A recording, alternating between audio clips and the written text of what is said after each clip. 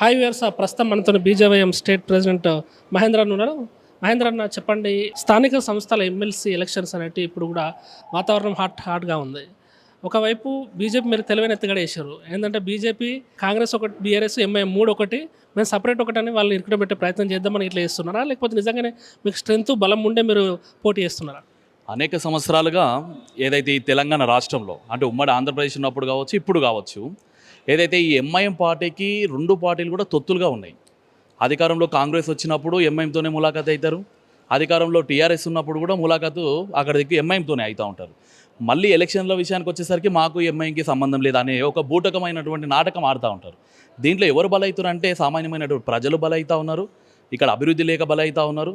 ఈ యొక్క ఎత్తుగడలు చేస్తూ ప్రజలను మోసం చేస్తున్నటువంటి విషయాన్ని ప్రజలకు తీసుకుపోవాలని ఒక సంకల్పంతో భారతీయ జనతా పార్టీ బాజాప్తా ఈ ఎంఐఎంకి వ్యతిరేకంగా భారతీయ జనతా పార్టీ నుంచి మా గౌతమ్ రావు గారిని మేము నించోబెట్టడం జరిగింది.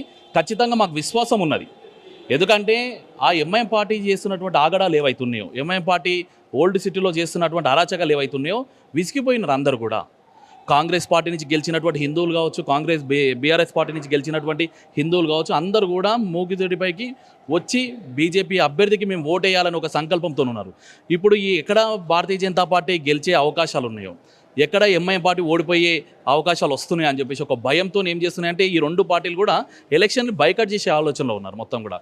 మేము ఈరోజు చెప్తా ఉన్నాం, మీకు ఎంఐఎం పార్టీకి సంబంధం లేనట్లయితే, మీకు ఎంఐఎం పార్టీకి దూరము పెరిగిందనే ఒక ఆలోచన మీరు ప్రజలకు తీసుకుపోవాలని ఒక ఆలోచన కనుక మీకు వచ్చినట్లయితే ఖచ్చితంగా మీరు కూడా పోటీలో పెట్టాలి. మా రాష్ట్ర అధ్యక్షులు కిషన్ రెడ్డి అన్న గారు, మా సంజయ్ అన్న గారు, మా ఎంపీలు, మా ఎమ్మెల్యేలు అందరూ కూడా ఒకటే కోరుకుంటున్నారు, మీకు చిత్తశుద్ధి కనుక ఉన్నట్లయితే హైదరాబాద్ ఎమ్మెల్సీ ఎన్నికలలో అందరూ కూడా పోటీలో పెట్టండి. ఎవరి బలం ఎంత ఉంది, ఎవరికి హైదరాబాద్ అభివృద్ధి మీద ప్రేమ ఉన్నదని చెప్పేసి అందరూ కూడా నిర్ణయించుకుందామని చెప్పేసి ఓపెన్ ఛాలెంజ్ ఇస్తున్నాము. అట్లాంటిది పోయి ఈరోజు కాంగ్రెస్ పార్టీ మీటింగ్లు పెట్టి బీజేపీ అదేవిధంగా టీఆర్ఎస్ ఒకటే అంటున్నారు. అంటే మీరు క్రాస్ ఓటింగ్ జరుగుతుందని అంత కాన్ఫిడెన్స్ ఎట్లా చెప్తున్నారు?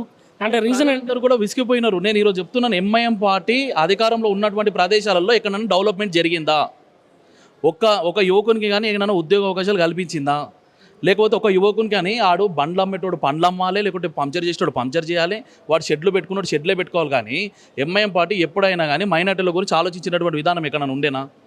ఈరోజు మైనార్టీలు ఉన్నటువంటి ప్లేస్లలో హిందువులందరూ కూడా ఇండ్లు అమ్ముకొని బయటికి వెళ్తున్నటువంటి పరిస్థితిలో కనిపిస్తుంది. దానికి హిందూ కార్పొరేటర్ బాధ్యత వహిస్తలేడా?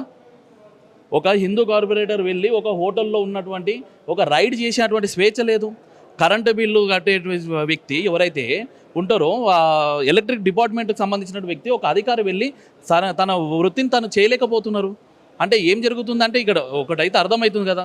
కాబట్టి ఏంటంటే అందరూ కూడా సఫరర్సే ఉన్నారు. ఎక్కడైతే హిందువులు అయితే ఎవరైతే ఉన్నారో, కార్పొరేటర్లు ఎవరైతే ఉన్నారో వాళ్ళు కూడా సరైనటువంటి బాధ్యత నిర్వహించలేకపోతున్నారు. కాబట్టి ఒక్కసారి ఈ ఎంఐఎంకి జలకియాలన్న ఆలోచనలో అక్కడ ఉన్నటువంటి రెండు పార్టీలో ఉన్నటువంటి హిందువులు అందరూ కూడా అనుకుంటున్నారు. కాబట్టి మేము ధైర్యంగా ముందుకు పోవడం జరిగింది. మాకు విశ్వాసం ఉన్నది, ఖచ్చితంగా విశ్వాసం ఉంది కాబట్టే కదా మేము జాతీయ స్థాయిలో ఉన్నటువంటి పార్టీ మేము ఈరోజు పోటీలో పెట్టినాం. అరే పోటీకి భయపడుతున్నారు, అధికారంలో ఉన్నది, అధికారంలో ఉన్నటువంటి కాంగ్రెస్ పార్టీ పోటీకి భయపడుతున్నది.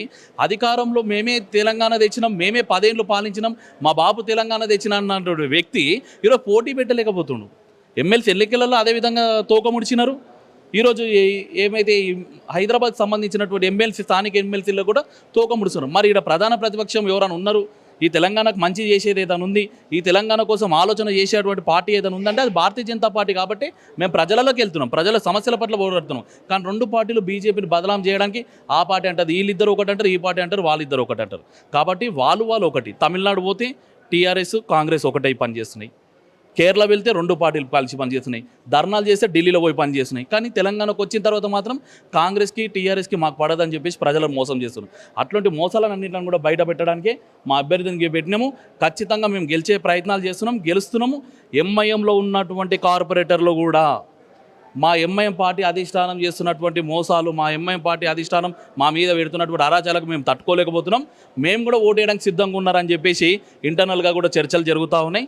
ఖచ్చితంగా మా గౌతమ్ రావు గారిని మేము గెలిపించుకొని తీరుతాం, ఖచ్చితంగా పోటీలో ఉండబోతున్నాం అని చెప్పేసి ఈ సందర్భంగా తెలియజేస్తున్నాం.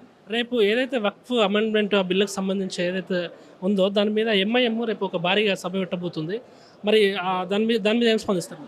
ఈరోజు రాజ్యాంగబద్ధంగా ఏదైతే అంబేద్కర్ గారు రాజ్యాంగం రచించారో, రాజ్యాంగబద్ధంగా ఒక బిల్లును సవరణ చేసి, ఒక బిల్లును చట్టసభలోకి తీసుకొని వచ్చి దాన్ని అమెండ్మెంట్ చేసి దాన్ని పాస్ చేసుకున్నటువంటి విధానాన్ని ఈరోజు గుర్తు చేస్తున్నాం.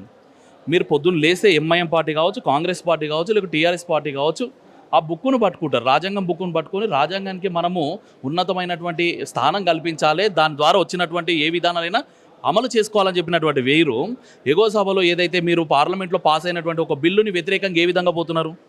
ఈరోజు ఎన్నో వందల సంవత్సరాలుగా ఒక పెండింగ్లో ఉన్నటువంటి ఒక కేసుని కాంగ్రెస్ వాళ్ళ రాజకీయాల కోసం ఆలోచించి, వాళ్ళ స్వార్థం గురించి ఆలోచించి ఇరకాటంలో పెట్టినటువంటి కొన్ని లక్షల ఎకరాలని విడుదల చేసే క్రమంలో నరేంద్ర మోడీ గారు ఒక మంచి బిల్లును తీసుకురావడం జరిగింది. ఈరోజు అడుగుతున్నాం, ఏ ముస్లిం అయినా సరే, పేదగా ఉన్నటువంటి ఏ ముస్లిం అయినా సరే బయటకు వచ్చి మాకు అన్యాయం జరిగిందని ఎక్కడన్నా అడుగుతున్నాడా?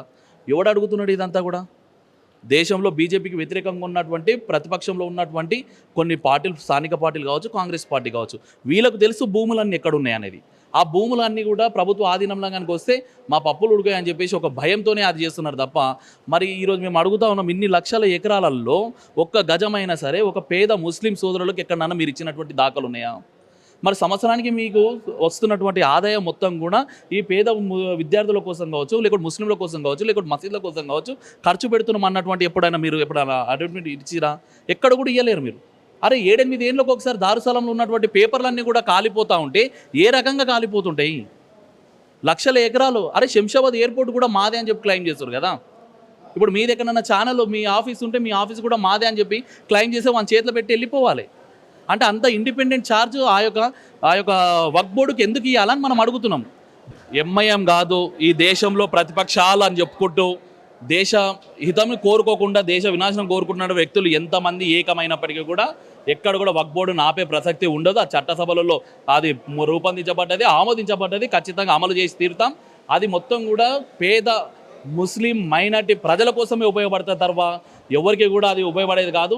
కాబట్టి పేదల కోసం ఉపయోగించినటువంటిది కాబట్టి ప్రధానమంత్రి గారు ప్రతిపాదించినది కాబట్టి అందరూ కూడా స్వాగతించాలి. మోడీ గారికి నీరంజనాలు పడుతూ ఉన్నారు, మోడీ గారికి శుభాకాంక్షలు తెలుపుతూ ఉన్నారు ముస్లిం మహిళలు, ముస్లిం సోదరులు అందరూ కూడా. కానీ అలాంటి వ్యక్తులను పరిగణలోకి తీసుకోవాలి తప్ప ఏదో ముస్లింల వినాశనం కోరుకుంటూ ఈ హైదరాబాద్ అడ్డానే పెట్టుకున్నటువంటి ఎంఐఎం ఎవరైతే ఇద్దరు అన్నదమ్ములకు మనం బేస్ చేసుకొని ఈ యొక్క ప్రయత్నాలు చేయొద్దు. ఖచ్చితంగా ఎంఐఎం పార్టీ చేస్తుంది మొత్తం కూడా కుట్ర కుతంత్రాలు అని చెప్పేసి ఒక సందర్భం తెలియజేస్తున్నాను. ఏది ఏమైనప్పటికీ కూడా భారతదేశంలో వక్ఫ్ బోర్డ్ బిల్ అనేది ఖచ్చితంగా అమలు తీరుతుంది అని చెప్పేసి ఈ సందర్భం తెలియజేస్తాను. Please subscribe to the channel and download the Politicos app from the links in the description.